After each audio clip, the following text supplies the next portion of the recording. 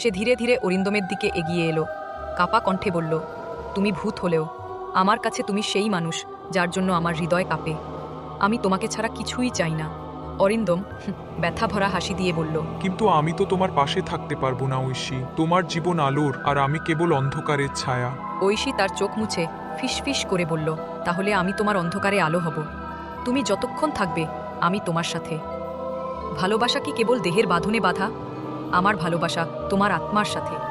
অরিন্দম থমকে গেল, তার স্বচ্ছ হাত কাঁপছিল, কিন্তু ঐশী ধীরে ধীরে হাত বাড়িয়ে তার আঙুল ছুঁয়ে দিল। মুহূর্তের জন্যই হোক দুজনের আঙুল যেন সত্যিই একে অপরকে ছুঁয়ে গেল। চারপাশে বাতাস থেমে গেল। অরিন্দমের চোখে জল ভরে উঠল। সে কণ্ঠ ভারী করে বলল, গল্পের পুরো ভিডিও দেখার জন্য লাইক দাও, সাবস্ক্রাইব করে নিচে দেওয়া লিঙ্কে ক্লিক করুন, অথবা ফার্স্ট কমেন্টের লিঙ্ক দেওয়া আছে। ধন্যবাদ।